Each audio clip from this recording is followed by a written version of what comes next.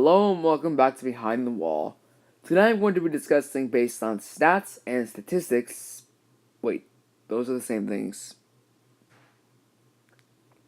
But I believe the ultimate lineup of drivers for JD Motorsports is.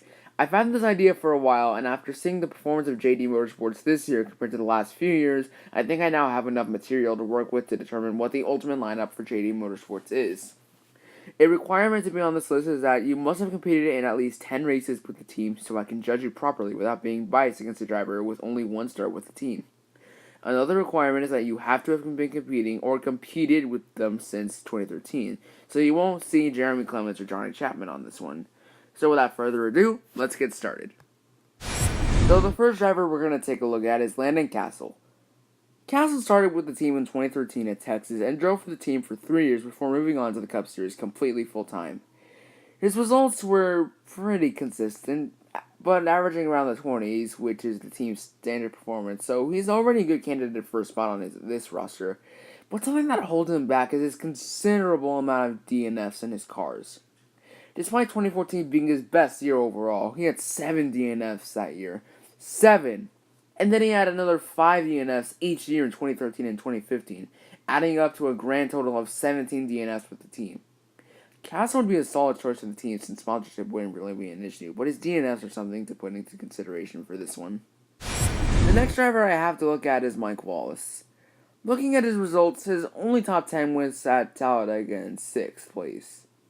Also, keep in mind, I'm only looking at 2013 onwards results, so any previous top 10s with the team he had aren't going to be considered here.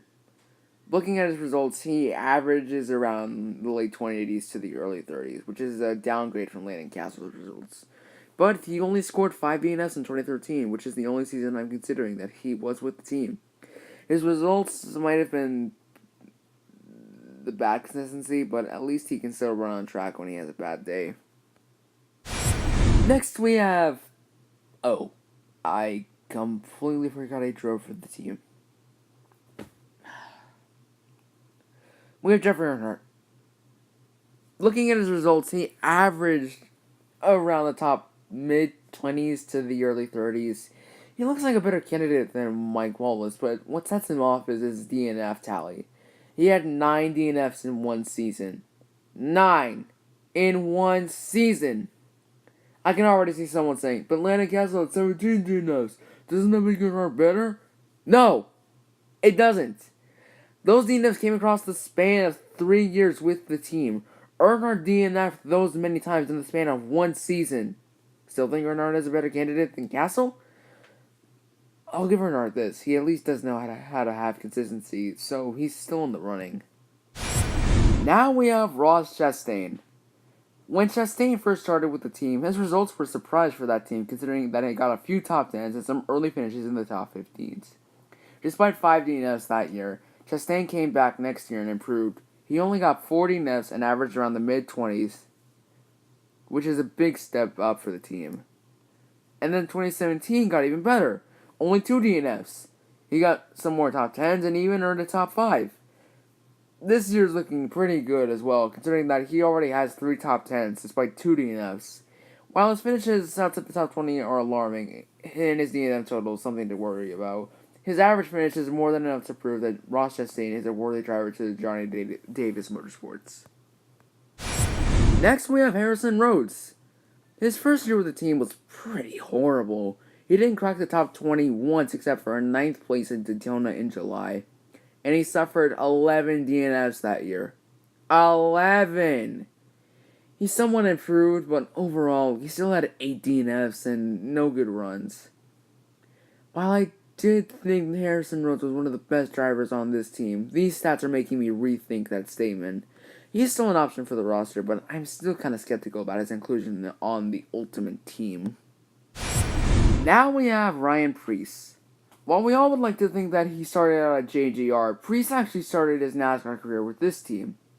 Despite 6 DNFs that season, Preece actually grew a good amount of consistency that eventually transformed to a decent amount of top 15s. It's easy to say that people forget about this season a lot because of Preece's current success right now, but this is a vital part of his career, and in my opinion began his string of success when he got some consistency towards the middle of the season. Priest has a strong chance of making it onto the roster of the Ultimate Team, but he still has those 6 DNFs that are still there.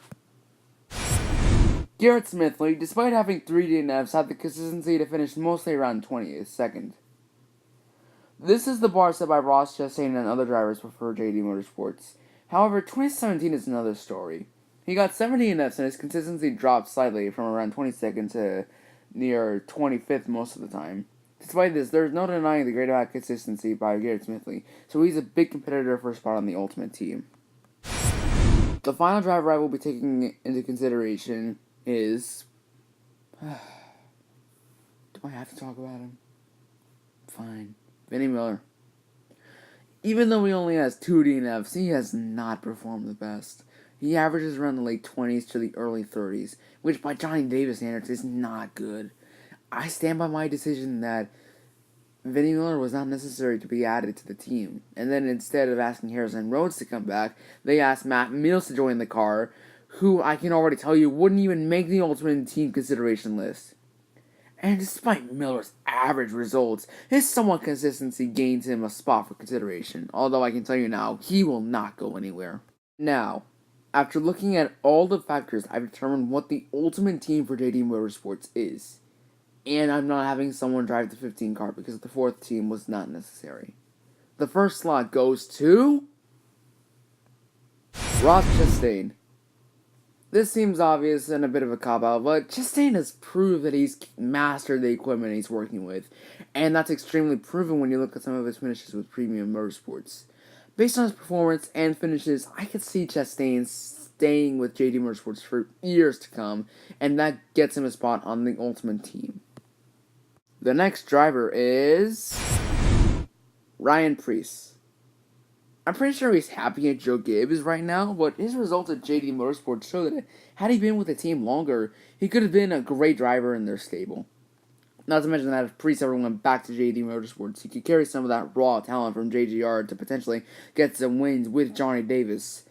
This might seem like another cop-out, but those reasons I just listed above are why I think Ryan Preece would have a slot on the JD Motorsports Ultimate Team. I'm just going to say this now. This was not an easy decision to make. I had all these drivers that I had to go through. Some that I honestly considered for this spot, and some that I knew right from the start that we're not going to get this spot by a long shot. But I can say it now. The final slot of the Johnny Davis Motorsports Ultimate Team goes to Garrett Smithley. Now, as much as I wish I could say that for Landon Cassill or Harrison Rhodes, I gave the slot to Smithley for a few reasons. For starters, Smithley knows how to be consistent. He finishes near the same spot in nearly every race. And unlike Cassill, he doesn't DNF a lot unless he has a bad crash or a mechanical issue out of his control.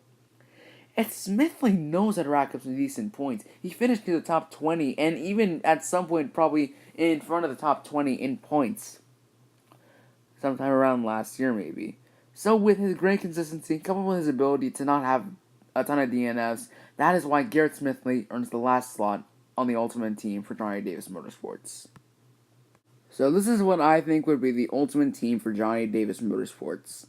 You guys can agree with me, but I simply went on stats and who I thought would benefit the team the most.